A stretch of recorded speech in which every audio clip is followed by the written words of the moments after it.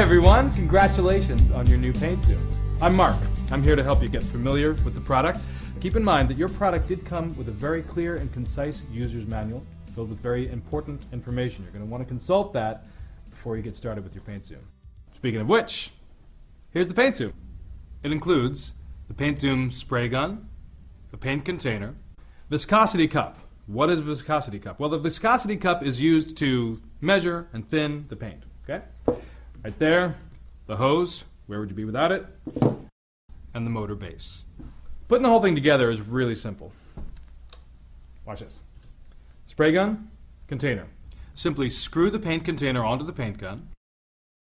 Attach one end of the hose to the back of the gun, here, and the other end to the motor base. Plug it in, you're ready to go. Well, almost. First you have to prepare your space.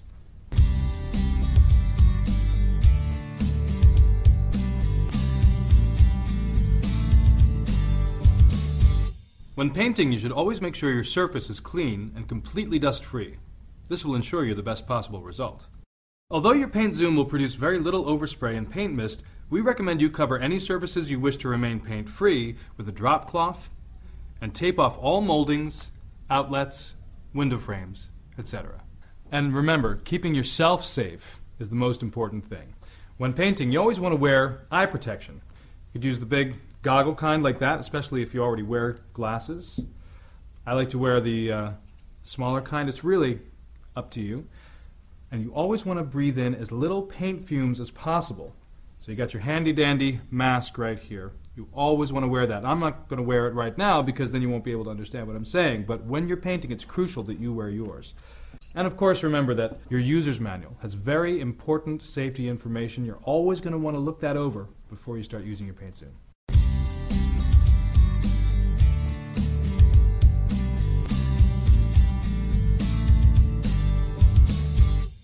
Once you've prepared your surface, it's time to prepare your paint. The first thing you have to do with your paint is test the viscosity.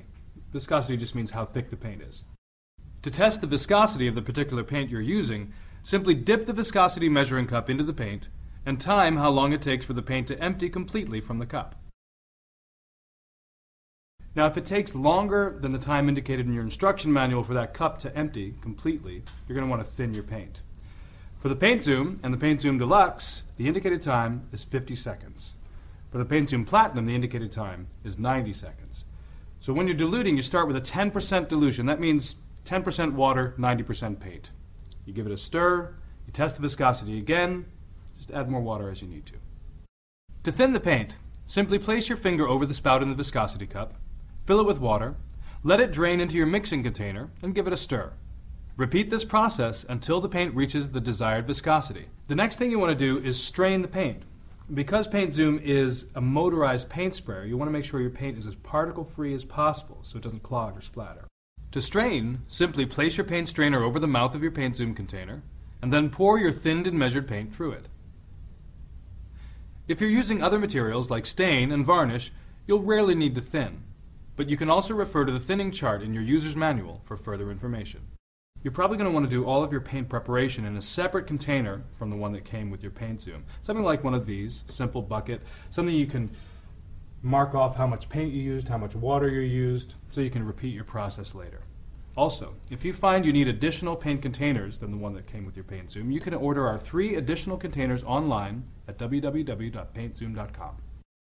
All paint is different. Different paint types need to be used for different jobs. For this reason, you should always read the paint can for instructions about that particular paint. Also, we recommend you test your paint by test spraying onto a sheet of cardboard or scrap wood. This will also give you a little practice working with the distance and flow rate of your paint before you take it to the job. When you're spraying something high up, such as the top of a wall or a ceiling, you should angle the suction tube towards the rear of the paint container. Similarly, if you're working on a lower surface, like the floor, you should angle the suction tube towards the front of the container. This will ensure you waste the least amount of paint possible. One of the things that makes Paint Zoom so spectacular is its versatility. You can do multiple different types of projects because of this spray pattern adjuster. It's got 3 positions: horizontal, vertical, spot jet. Now let me show you how this works. For instance, setting the nozzle vertically is great for wide surfaces like walls or floors. The horizontal setting is best if used on ceilings and wood slats like you might find on fences. The spot jet setting is perfect for corners and other hard-to-reach areas.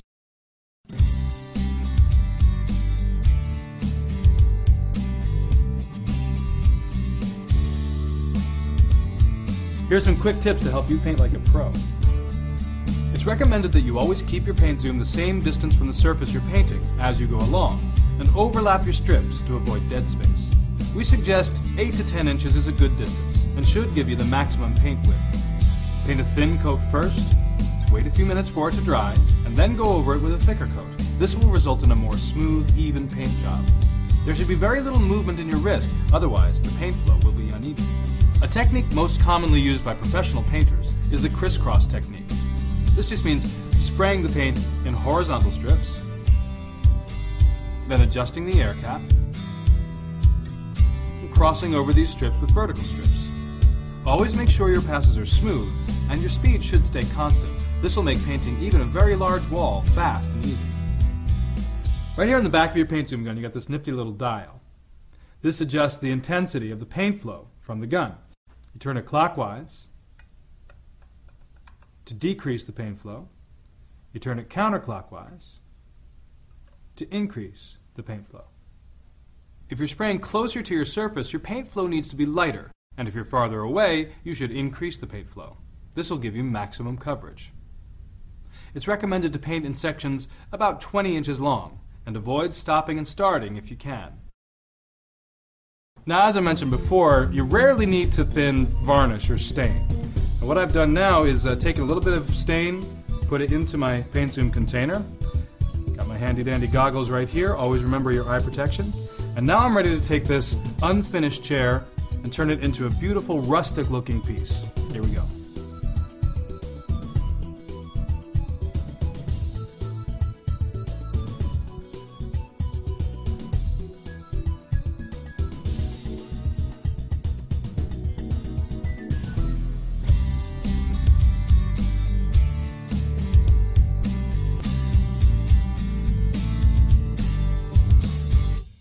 Keeping your paint zoom clean is very important for a professional looking paint job. A good clean gun will ensure that paint colors don't get mixed together and that the flow is smooth and even.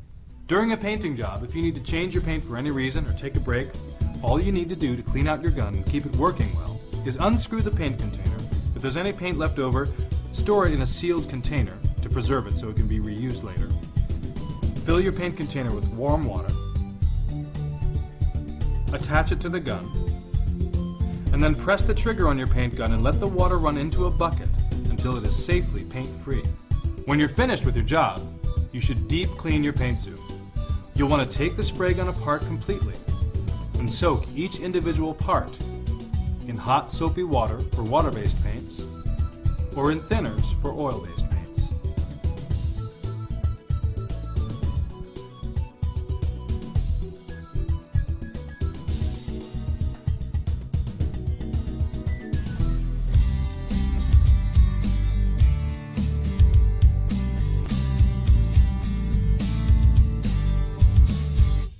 While using your paint zoom, you may come across a few simple problems. If you're getting uneven, splattered coverage, your paint is too thick. Try thinning or straining the paint. If your coverage is too light, try to spray slower and move closer to your surface, or simply increase the paint flow. If you're running into drips and snags, increase your distance from the surface, or try thinning your paint. If you're ending up with orange peel, otherwise known as air bubbles, the surface temperature is too cold and there are air pockets in your paint.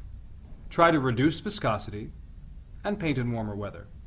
If the paint is leaking from your spray gun, the container might be loose, needs to be tightened. If you have any other problems, refer to the troubleshooting section in your user's manual. Log on to www.paintzoom.com or call customer service from the number on your screen. Alright, so those are just a couple of basic tips to get you moving onto beautiful, professional looking paint jobs with your paint zoom. Go have fun.